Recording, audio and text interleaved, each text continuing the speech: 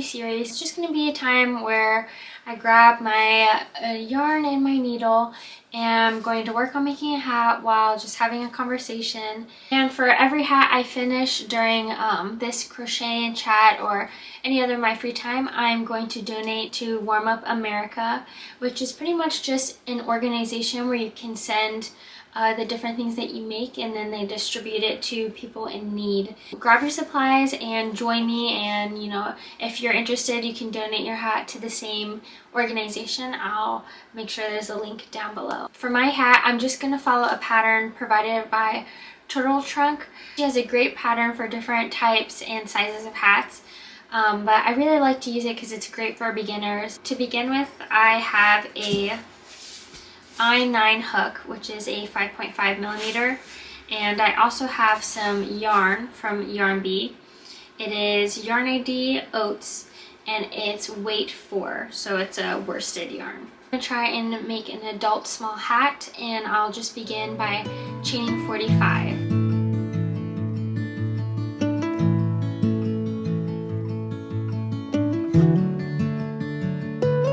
Alright, I've chained 45, and the next instruction is to just do a bunch of rows of the half double crochet, reach 44 rows. Make sure that when you get to the second row, you crochet in back loop only, and then when you get to the very end of the row, then you just go through the stitch hole, and that helps make the hat more even.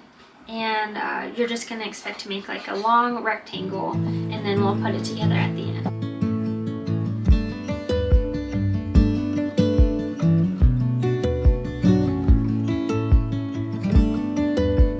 We've been in New Hampshire for about 2 months, and I just kind of have some thoughts on our first travel contract. We've definitely learned quite a few things, but we still have a lot left to learn. You have to be extremely flexible. It's pretty much just a game of get ready and wait and wait and wait, and then when they're ready for you, you've got to go. You've got to submit everything. You've got to make sure everything for that hospital is lined up. You have to try and find a place to stay in like a week or two. It's pretty crazy. So you have to make sure you're a very flexible person. The agency that Ian's using is Health Carousel. We have a travel agent, and she pretty much just does everything and makes sure that, you know, Ian is applied to jobs, that he has the contract that he needs, that everything is lined up. And so it's really nice to know that like someone is on the back end being the liaison between us and the hospital and just making sure that things go smoothly.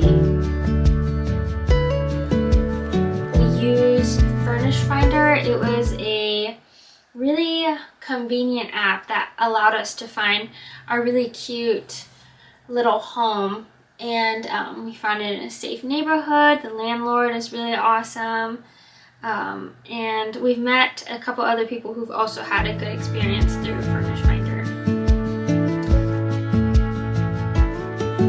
This is just like a great time for us to be able to get out. We don't have responsibilities. Our like only responsibilities are dog, and he's like super flexible and amazing on the road. And my job is work from home, so I just carry my laptop wherever we go, and that stays constant. So everything just lined up really nicely for us to give this a try. It was pretty terrifying moving out of our place and not really having anything lined up yet. Ian's last day at his job is when we found out that he did have a contract available. That was pretty nerve-wracking. It was worth it because now we're living in this beautiful state that we've never been before, and everything is just so exciting and new. Our neighbors are so nice. Every night the neighborhood gets together and they just ask about each other's days and tell stories. We're just in a really cozy place. Travel nursing has given us the opportunity to be able to live in like different areas for a short amount of time. You don't have to commit to a whole year.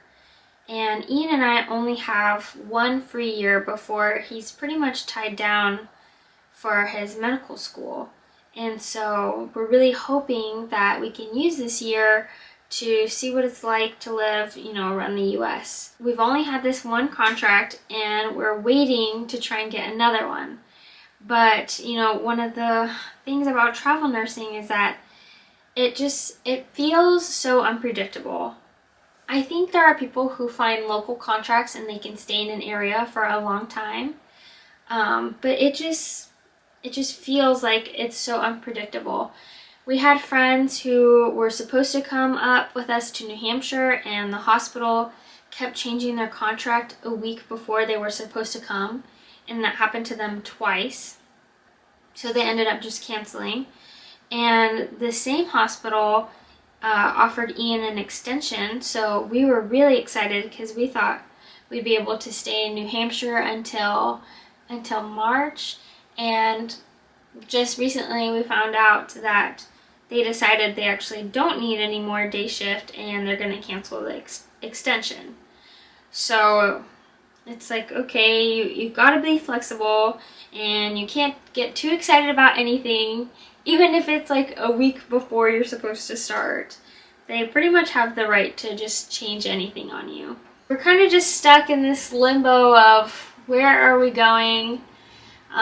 If we're going anywhere, is there anything even available, you know, in December by the time that his first contract is done?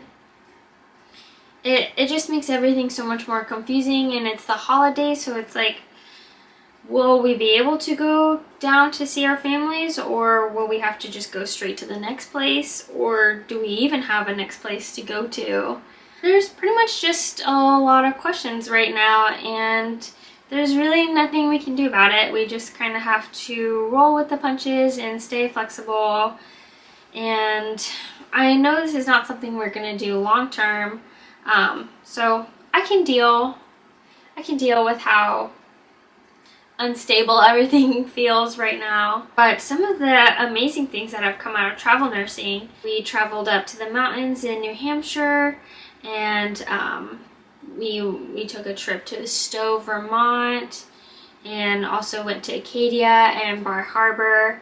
We really tried to make the most of being in New England in the fall and going as many weekends as we possibly could. We've definitely slowed down a little and just started to recover, but we took a day trip to Boston, and we hope to make some more day trips. We've been making a lot of memories together, me and Ian and Zuko, just a little family traveling around and experiencing things.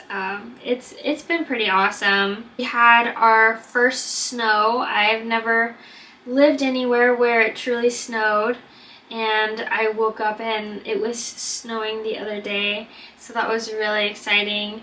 I'm kind of bummed that we're going to be moving away around the time where it really starts snowing, but I'm really thankful that we got to see at least a little bit, and got our car covered in snow.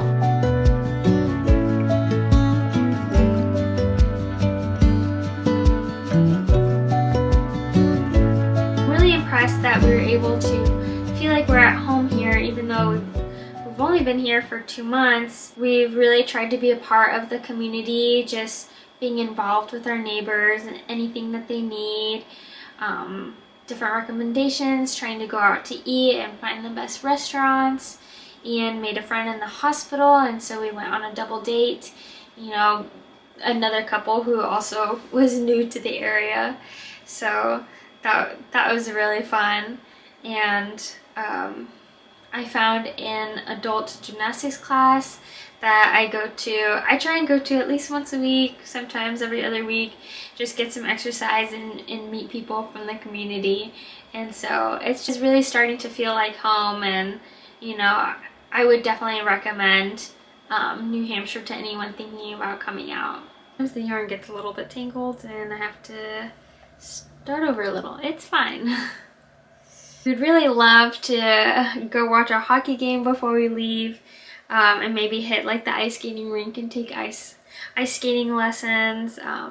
Just really trying to soak up as much as we can. I'm excited to see what comes next, if that is another contract or going back to Tennessee and figuring out what's next. We're just trying to stay calm, even though I am your typical type A planner.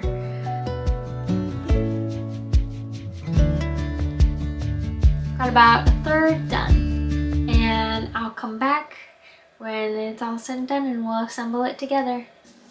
All right, I'm back and done with making the bulk of the hat.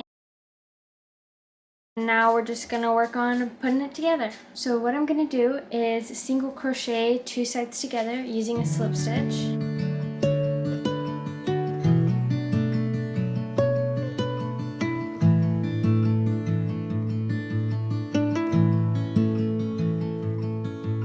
While I was finishing up the hat, we got great news that a hospital has reached out to Ian and offered a contract, and we've gone ahead and signed it. So we are in the works of finding a place to stay and making sure that everything will be set up for our move out.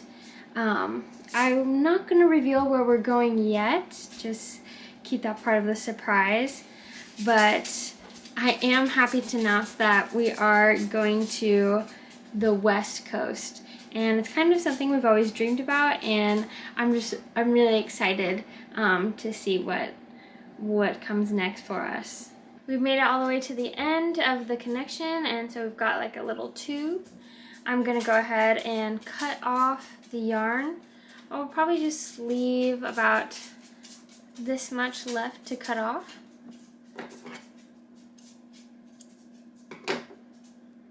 Alright, pull that through.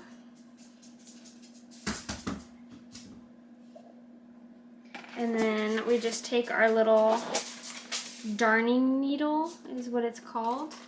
And it's just this small needle that we use to typically weave in the ends or sew pieces together.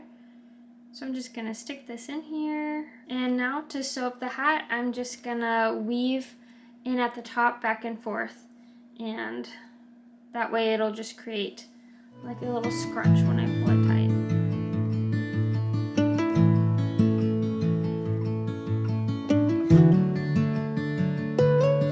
Alright, all the way around, I'll just pull it tight and really close the hole. I'm almost done, just weave in the ends.